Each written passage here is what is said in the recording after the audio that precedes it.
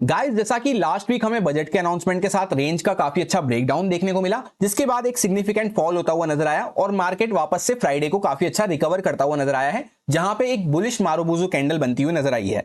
तो next week के लिए हमारा किस तरह से माइंडसेट रहना चाहिए, किस तरह से प्लान रहना चाहिए बैंक निफ्टी और निफ्टी 50 में, उस बारे में डिटेल में एनालिसिस करने वाले हैं। तो स्वागत है आपका एक और वीकली एनालिसिस वीडियो में। सबसे पहले हम लोग बैंक निफ्टी के चार्ट को वीकली टाइम फ्रेम पे चेकआउट करते हैं कि वीकली कैंडल हमें क्या शो कर रही है। तो यहां पे आपको देखने को मिलेगा काफी अच्छा अप ट्रेंड में पॉजिटिव साइड पे हम बने हुए थे, जहां पे इलेक्शन रिजल्ट वाले दिन पे जो हमने लो लगाया वहां से मार्केट काफी अच्छा अपसाइड पे मूव करता हुआ नजर आया। उसके बाद यहां पे मार्केट 2-3 वीक से कंफ्यूज हो रखा था, जहां पे हमने डिस्कस भी किया था कि मार्केट 2-3 वीक यहां पे कंफ्यूज हो चुका है, और एक प्रॉपर इनसाइड कैंडल भी हमने डिस्कस करी थी लास्ट वीक जब हम एनालिसिस कर रहे थे। तो बजट के अनाउंसमेंट के साथ इसका ब्रेकडाउन हमें देखने को मिला इनसाइड कैंडल का, और काफी अच्छा फॉल होता हुआ नजर आया, जहां पे एक पॉजिटिव ट्रेंड में हम बने हुए थे। उसके बाद एक अच्छा रिट्रेसमेंट लेके जहां से मार्केट ने पॉजिटिव मोमेंटम दिखाना चालू किया था, उसी के कुछ पॉइंट्स पहले से वापस से मार्केट यहां पे फ्राइडे को रिकवर करता हुआ नजर आया है। तो जैसा आपने देखा, नीचे से हम काफी अच्छा रिकवर करते हुए खत्म हुए हैं, ऊपर से सेलिंग में खत्म हुए हैं। तो ओवरऑल बीच में हम यहाँ पे खड़े हुए हैं वीकली कैंडल के। तो बीच में यहाँ पे ये ऑप्शन सेलर्स के लिए ज्यादा बेनिफिशियल हो जाता है, जहां पे वो लंबे टाइम के लिए यहाँ पे कॉल सेलिंग करके बैठ गए होंगे, नीचे के साइड पे यहाँ पे पुट सेलिंग करके बैठ गए होंगे। तो ज्यादा बड़े मोमेंटम का स्कोप तो हमें नेक्स्ट वीक देखने को नहीं मिल रहा है। बड़ा मोमेंटम कब हो पाएगा, जब या तो एक साइड के मार्केट कॉल सेलर्स को ट्रैप करना चालू करता है या फिर पुट सेलर्स को वापस से ट्रैप करना चालू करता है। जब तक इसके बीच में हम बने हुए हैं तो छोटे मूव्स के लिए हम प्लान करते हुए चल सकते हैं, जैसे इंट्राडे में और वहां पे उस तरह से। अब हम वापस से आ जाते हैं डेली टाइम फ्रेम पे। तो आपको यहाँ पे सेम चीज देखने को मिलेगी कि पॉजिटिव ट्रेंड में हम बने हुए थे, यहाँ पे मार्केट साइडवेज हुआ, बायर सेलर्स की फाइट हमें देखने को मिली, एक यहाँ पे प्रॉफिट बुकिंग हमें होती हुई नजर आई। पर हर दिन जैसा आप देखेंगे कैंडल में यहाँ पे लोअर साइड से हमें विक देखने को मिल रही थी, यानी हर दिन मार्केट क्लोजिंग टाइम पे सपोर्ट देता हुआ यहाँ पे नजर आ रहा था। बायर्स यहाँ पे सपोर्ट प्रोवाइड कर रहे थे, चाहे फिर यहाँ पे लोग एसआईपी करके इन्वेस्टमेंट कर रहे हो, या फिर ईटीएफ्स में इन्वेस्टमेंट कर रहे हो, या फिर स्टॉक्स में परचेस कर रहे हो, डिप बाय कर रहे हो। ये तीनों चीजों को हमने डिस्कस किया था, हर दिन यहाँ पे यही होता हुआ नजर आ रहा था। और फाइनली यहाँ पे लास्ट टू लास्ट डे हमने जब डिस्कस किया था एनालिसिस में कि एक प्रॉपर पॉज कैंडल बनती हुई नजर आई है। फ्राइडे को डायरेक्टली मार्केट गैप डाउन खुलने के साथ काफी अच्छा रिकवर करता हुआ नजर आया, जहां पे एक बुलिश मारुबुजू कैंडल बन रही है। तो इस तरह की जब भी स्ट्रॉन्ग कैंडल बनती है, दो केस हमारे सामने होते हैं, या तो मार्केट गैप अप खुल सकता है, या फिर फ्लैट खुल के अगर ऊपर निकलता है तो कुछ मोमेंटम हम बाइंग साइड पे प्लान करते हुए चल सकते हैं, कंटिन्यू कैरी फॉरवर्ड मोमेंटम, छोटा सा स्टॉप लॉस डाल के। जैसे मार्केट यहीं कहीं पे फ्लैट प्राइस के आसपास खुलता है तो हमें छोटे मोमेंटम प्लान करते हुए चलना पड़ेगा अपसाइड पे। और अगर मार्केट डायरेक्टली गैप अप खुल रहा है तो उस केस में क्या होगा, जो लोग यहां से सब लेवल्स के आसपास से बाय करके बैठे हैं, उनकी तरफ से पहले कुछ प्रॉफिट बुकिंग आ सकती है, फिर वापस से मार्केट ओवरऑल एक वॉलेटाइल डे में यहाँ पे कन्वर्ट हो सकता है, जहां पे पहले सेलिंग की साइड पे हमारा प्लान रह सकता है, थोड़ा बहुत प्रॉफिट बुकिंग की साइड पे, फिर मार्केट इस तरह से यहाँ पे वापस से ऊपर रिकवरी दिखा सकता है। और जैसा कि मार्केट सपोज डायरेक्टली बड़ा गैप डाउन खुल जाता है, जिसके चांसेस काफी कम देखने को मिल रहे हैं, जिस तरह के यहाँ पे चार्ट स्ट्रक्चर बने हुए हैं, चांसेस ज्यादा यही है फ्लैट खुल के मार्केट ऊपर जा सकता है या डायरेक्टली गैप अप खुल सकता है। फिर भी अगर गैप डाउन खुल जाता है तो वैसे भी कैंडल के बीच में हम आ जाएंगे इनसाइड कैंडल के अंदर में, तो यहाँ पे मार्केट ऊपर नीचे जिगजैग करता हुआ रह जाएगा। उस केस में हम कैसे प्लान कर सकते हैं, इंट्राडे पे हम डिस्कस करते हैं 15 मिनट टाइम फ्रेम पे चल के। सबसे पहले तो 15 मिनट टाइम फ्रेम पे ये कुछ लेवल्स वगैरह को हमने डिस्कस किया था, और प्लान मैंने आपसे सिंपल सा ये शेयर किया था कि यहाँ पे प्रॉपर एक ट्रेंड लाइन टाइप चलती हुई जा रही है, जहां पे पिछले किसी भी हाई को हम क्रॉस नहीं कर रहे हैं। तो एक बार जब मार्केट इसके ऊपर इस टाइप का प्राइजेक्शन बनाना चालू करता है, तब हमें एक अच्छा मोमेंटम देखने को मिल सकता है। इसी के साथ मैंने आपको एक चीज और शो करी थी कि यहाँ पे 1 आवर टाइम फ्रेम पे जो एक बड़ी सी रेड कैंडल बनी यहाँ पे थर्सडे के दिन पे, उसी के अंदर में हम घूमते हुए नजर आ रहे हैं।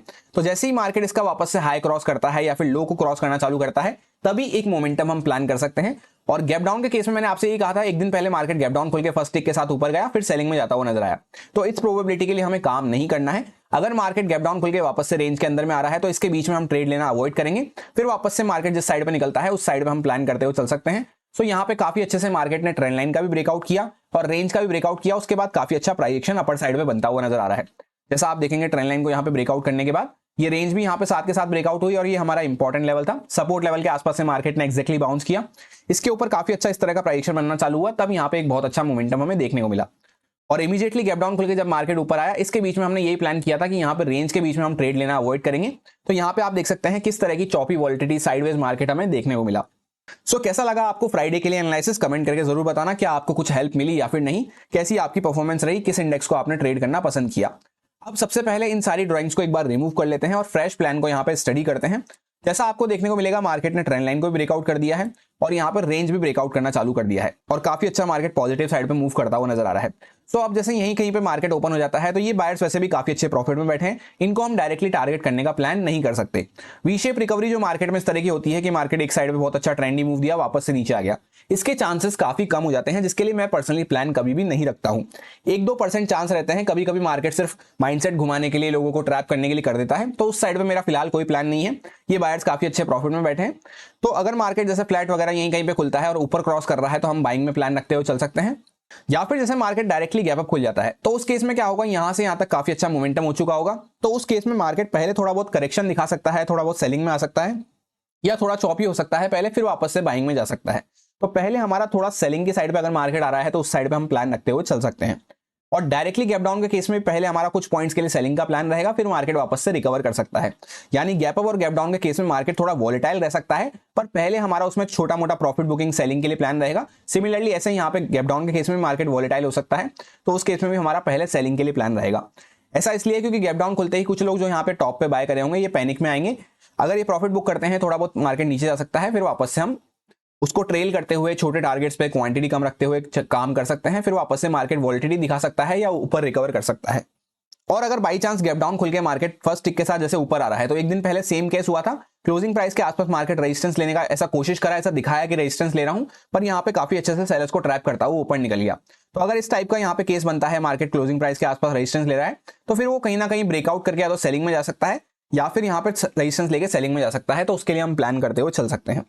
ये सारे कुछ इंपॉर्टेंट लेवल्स रहेंगे जिन पे मैं ट्रेडिंग करते टाइम फोकस रखूंगा। यहाँ पे 500 का साइकोलॉजिकल लेवल है, 51,500 का, इसके ऊपर 847 के आसपास एक लेवल हो सकता है, 52,000 का साइकोलॉजिकल लेवल निकल के आता है। डाउन साइड पे अगर बात करते हैं तो 51,000 का साइकोलॉजिकल लेवल है, इसके नीचे 746 के आसपास एक इंपॉर्टेंट लेवल हमारा हो जाता है।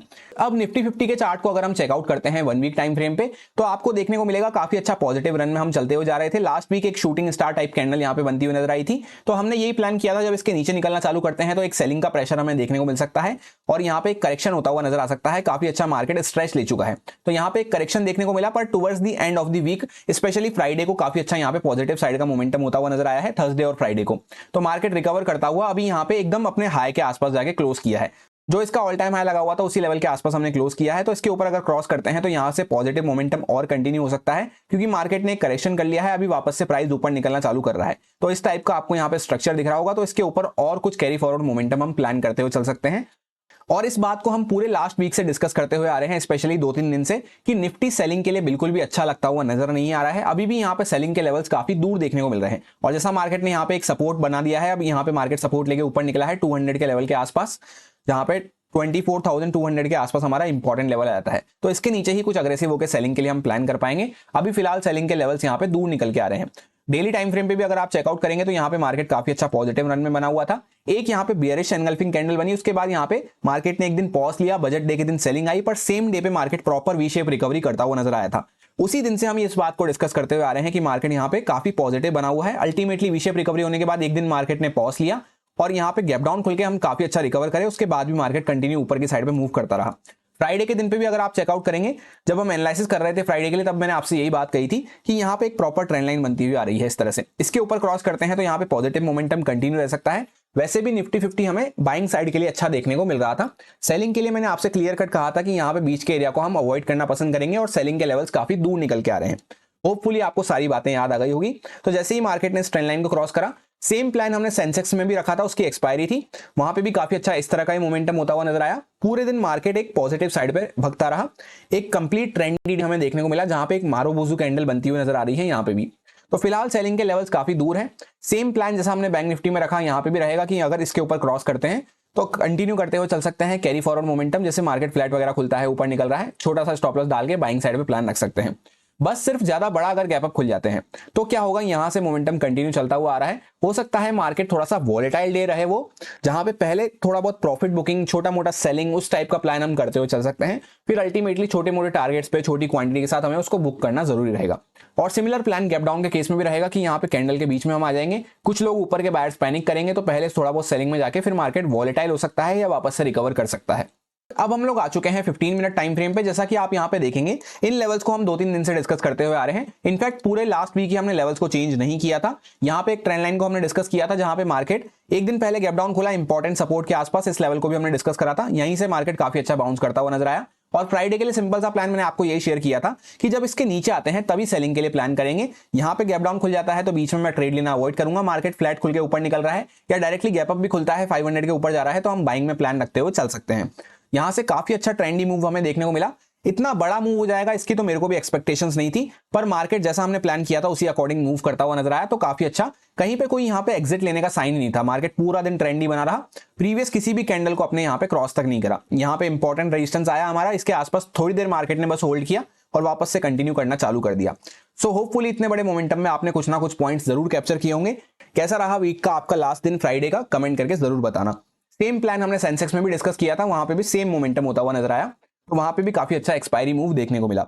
अब आगे के लिए सिंपल सा प्लान है कि मार्केट ने पूरा ये जो सेलिंग किया था यहाँ पे पूरा रिकवर कर दिया है, तो अगर मार्केट डायरेक्टली गैप अप खुलता है तो यहां से मोमेंटम आप देख सकते हैं वन वे स्ट्रेट लाइन में चलता हुआ जा रहा है। तो यहाँ पे आके मैं ना अग्रेसिव होकर बाय कर सकता हूं ना ही अग्रेसिव होकर सेल कर सकता हूं। तो जैसा मैंने आपसे सेम बैंक निफ्टी में डिस्कस करा कि पहले थोड़ा बहुत मार्केट हो सकता है प्रॉफिट बुकिंग वगैरह में जाए, फिर उसके बाद अल्टीमेटली वापस से मार्केट रिकवर करता हुआ या वॉलेटाइल डे कंसीडर करते हुए हमें उसको चलना है। अगर फ्लैट प्राइस के आसपास ऊपर नीचे खुलता है तो मार्केट एक दिन पहले क्या हुआ, फ्लैट प्राइस एकदम फ्लैट प्राइस के आसपास खुले और कंटिन्यू फर्स्ट टिक के साथ ऊपर निकलते रहे। तो इस केस में अगर जैसे मार्केट ऊपर जा रहा है तो भी हम उसमें यहाँ पे अग्रेसिव होकर ना तो बाय कर सकते हैं ना सेल कर सकते हैं, क्योंकि मार्केट थोड़ा बहुत ऊपर जाके फिर वापस से रिवर्स कर सकता है। पूरा दिन उसके कंटिन्यू इस तरह से भगते रहने के चांसेस काफी कम हो जाते हैं, तो उस चीज को हम ध्यान रखते हुए चलेंगे।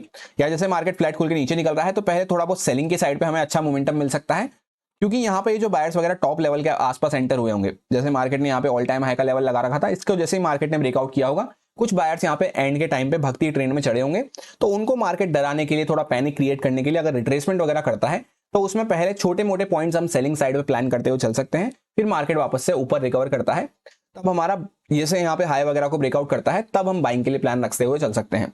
ओवरऑल मेजर ट्रेंड यहाँ पे बाइंग साइड पे ही है, काफी अच्छा मार्केट पॉजिटिव बना हुआ है, इस बात को हम डिस्कस करते हुए चल रहे हैं। पर बीच बीच में मार्केट रुकता है, रिट्रेसमेंट करता है, उस चीज के लिए हम यहाँ पे प्लान कर सकते हैं अगर मार्केट कंटिन्यू स्ट्रेच लेता हुआ चल रहा है तो। और अगर आपको करेक्शन रिट्रेसमेंट वगैरह में प्लान नहीं करना है तो थोड़ा जब जैसे मार्केट फ्लैट खुल के नीचे आ रहा है तो हम वहां पे वेट एंड वॉच कर सकते हैं। फिर वापस से बाइंग के लिए कुछ प्राइस बनता है, कुछ सेटअप बनता है तो हम वहां पे कंटिन्यू करते हुए चल सकते हैं। डायरेक्टली गैप डाउन खुलता है तो बड़े से कैंडल के बीच में हम चल रहे होंगे, ऊपर से कॉल सेलर्स नीचे से पुट सेलर्स आना चालू कर देंगे, तो बीच में मार्केट यहाँ पे भी वॉलेटाइल रह सकता है, जिसमें पहले अगर मार्केट थोड़ा बहुत गैप डाउन वगैरह खुल के सेलिंग में जा रहा है तो सेलिंग साइड में मैं प्लान रखना पसंद करूंगा। जहां पे टॉप के बायर्स यहाँ पे पैनिक क्रिएट करेंगे तो कुछ सेलिंग वेलिंग प्रॉफिट बुकिंग वगैरह छोटी मोटी सेलिंग, क्वांटिटी भी कम रहेगी, छोटी मोटी सेलिंग के लिए पहले प्लान रख सकते हैं। फिर मार्केट अगर रिकवर कर रहा है तब हम बाइंग के लिए प्लान रखते हुए चल सकते हैं। ओवरऑल एक लाइन में प्लान की समरी यही है कि ज्यादा बड़े गैप अप गैप डाउन के केस में मार्केट थोड़ा सा वॉलेटाइल हो सकता है। वैसे भी स्टॉप लॉस हंटिंग के नजरिए से देखते हैं तो मार्केट किन को ट्रैप कर सकता है, नीचे के बायर्स ऑलरेडी काफी अच्छे प्रॉफिट में हैं, यहाँ से जो भी बैठे वो भी काफी अच्छे प्रॉफिट में हैं, सिर्फ यहाँ पे जो टॉप लेवल के आसपास बायर्स आए होंगे इनको मार्केट थोड़ा बहुत ट्रैप कर सकता है, परेशान कर सकता है। तो या तो मार्केट थोड़ा बहुत सेलिंग में जा सकता है पहले किसी भी केस में gap up gap down flat में, या फिर जो यहाँ पे अभी भी ऑल टाइम हाई के लेवल के आसपास अपने स्टॉप लॉस नहीं लिए होंगे सेलर्स, थोड़े बहुत यहाँ पे सेलर्स पड़े होंगे, तो उस चीज को भी ध्यान में रखते हुए सेलर्स भी हमारे पास थोड़े हैं टारगेट करने को और बायर्स भी हमारे पास टारगेट करने को थोड़े से हैं, नीचे के बायर्स ऑलरेडी प्रॉफिट में आ चुके हैं। तो इस बात को भी ध्यान में रखते हुए हमें gap up flat gap down में वॉलिटिलिटी वाला दिन कंसिडर करते हुए काम करना है। और वैसे भी अगर मार्केट पहले थोड़ा बहुत करेक्ट कर लेता है, रिट्रेस कर लेता है, थोड़ा कंसोलिडेट कर लेता है, फिर अगर ब्रेकआउट कर रहा है तो उसमें रफ्तार भी तेज रहेगी और काफी अच्छे से हमें स्टॉप लॉस वगैरह डालने की प्लेस मिल जाएगी, क्योंकि अभी इस तरह के भगते मार्केट में हमारा स्टॉप लॉस वगैरह काफी बड़ा बनता है और रिस्क अल्टीमेटली बढ़ जाता है। सो यही मेरा सिंपल सा एनालिसिस बन रहा था दोनों इंडेक्सेस में, जो आपके साथ प्योरली एजुकेशन एक्सपीरियंस पर्पस से शेयर किया गया है, सारे लॉजिक्स एंड रीजंस को एक्सप्लेन करते हुए काफी डिटेल में। अगर आपको अच्छा लगता है, समझ में आया है, तो आप इसको यूज में ले सकते हैं अपने रिस्क पे, अपने प्रॉपर रिस्क मैनेजमेंट को फॉलो करते हुए, अच्छे से स्टॉप लॉसेस वगैरह को फॉलो करते हुए। Happy Monday, thank you.